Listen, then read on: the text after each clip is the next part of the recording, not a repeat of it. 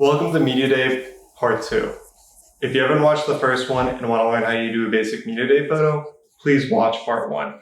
If you've already watched Part 1, or you just really want to learn how to do some creative looking style studio shots for Media Day, continue watching. I'm going to start off from where I was in the last video, which is just basically setting up your white backdrop with lights for your classic Media Day photo that every single person does. What I'm going to start off with is the secondary look that I usually do when I run a Media Day. Most teams only have the budget to do one kind of look for Media Day.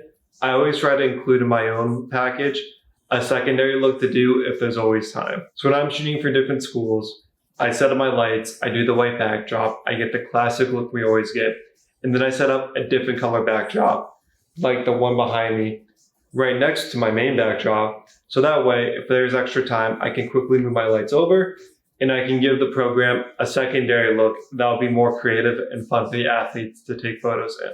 Before I show up for Media Day, I always like to figure out what color the uniforms are that the athletes are going to be in, so I can plan my secondary looks to complement the jerseys that they're wearing. At the moment, the programs that I have out now, their jersey colors are actually blue and yellow, so that's why I've got a blue backdrop, and I also have a yellow backdrop, so that way I can alternate between the two depending on what uniforms they are wearing. The other colors that I have, as you saw beforehand, I've got white, which is a pretty common color, and I've also got black, which is also another common color in jerseys.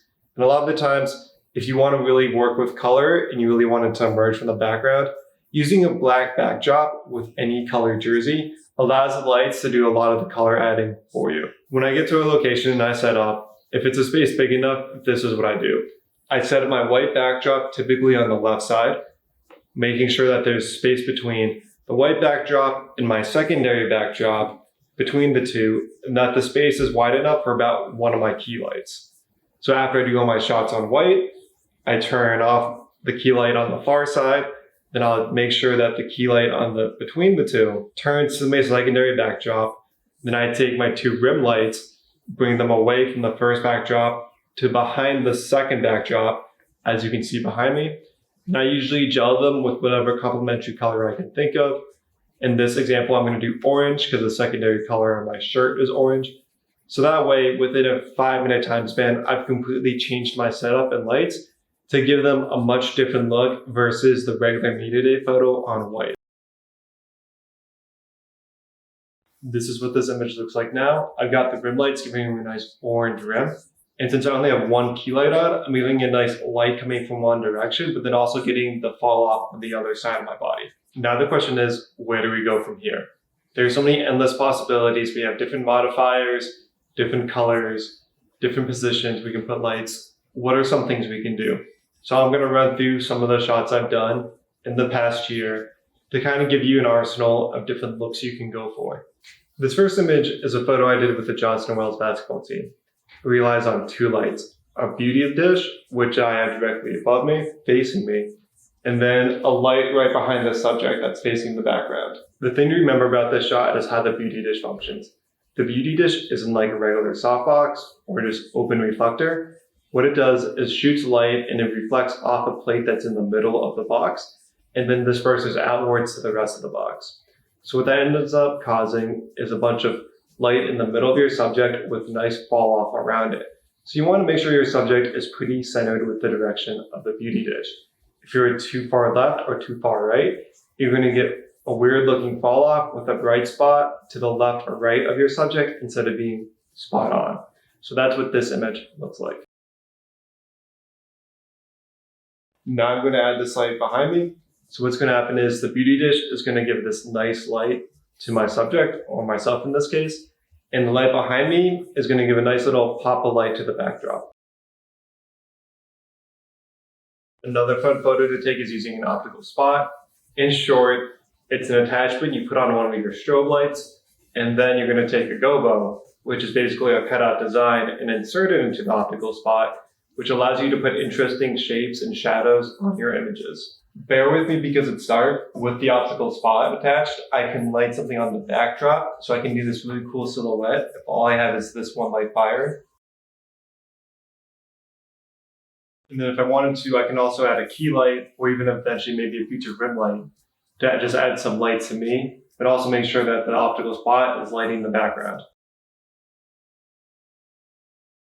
What you could also do is use the optical spot to light your subject, leave the background blank, and then use a rim light to just add a little bit more extra light to behind your subject to separate it from the background. The only drawback with an optical spot, it's incredibly difficult to use on yourself when you're taking photos of yourself.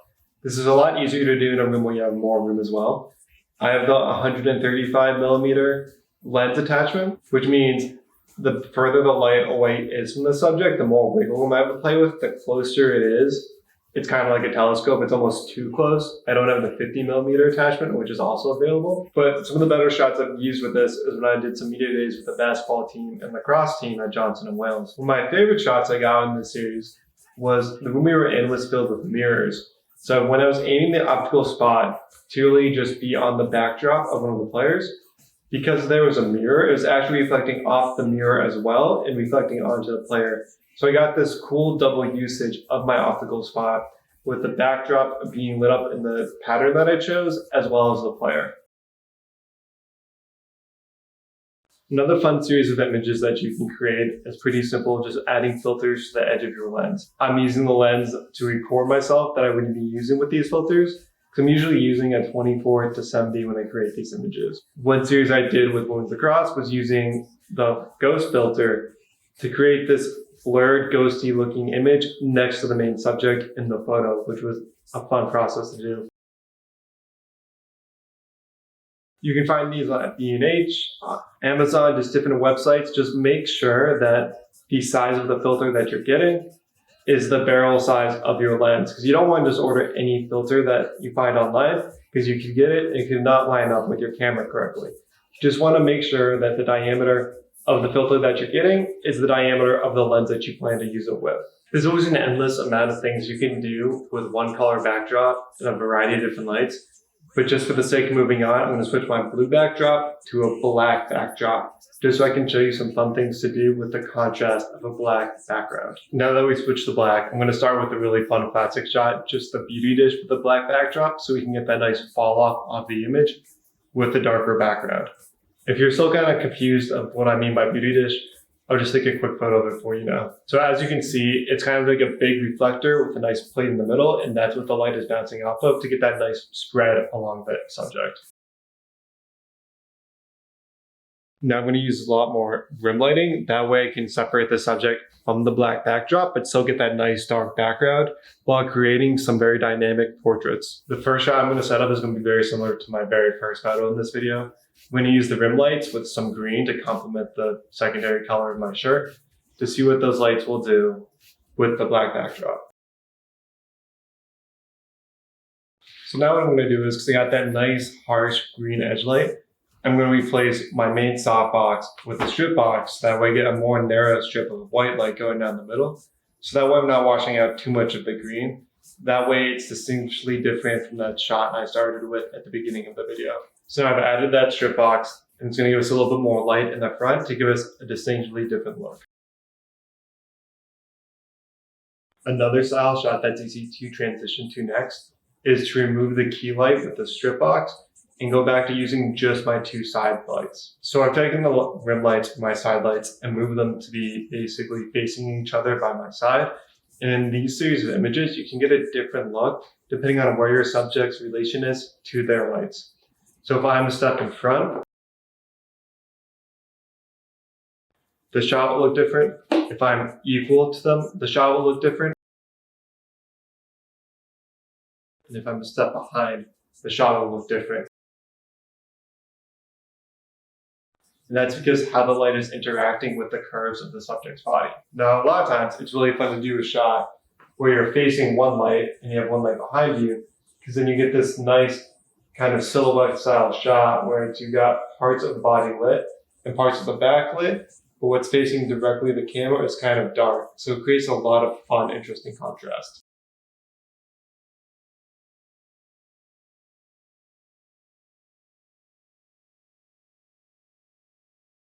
Another easy transition is just to remove the color gel from one side. That way it just doesn't feel like the color itself isn't overwhelming the subject.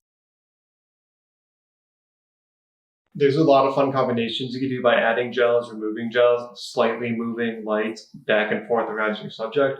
I want to transition to one of my favorite kind of shots, is using an overhead light shot to light an athlete or subject from top down. So for this look, I've got a softbox directly above me. I'm going to tilt my camera up just so you can see what I mean by that. So as you can see, I've got my softbox above me, and I'm going to be standing directly underneath it for these photos. So what's fun about these style shots, depending on where I'm standing in relation to my softbox, the photo will look different. So it's going to look different if I'm at the edge of my softbox, directly underneath my softbox, or kind of behind my softbox. The fall off of the light's going to interact differently with your subject. For these shots, it's a little on the darker side. That's because I turned my main light off, and I only have the modeling light of my softbox above me on. So it's a little bit darker, but this is just kind of help you show how the shots are looking different depending on where I'm standing. So if I'm standing at the edge of the softbox, this is what it will look like.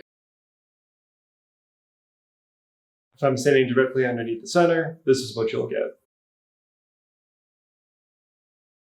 And if I move further back, where I'm basically just underneath the edge of the back end of the softbox, this is what the photo will look like.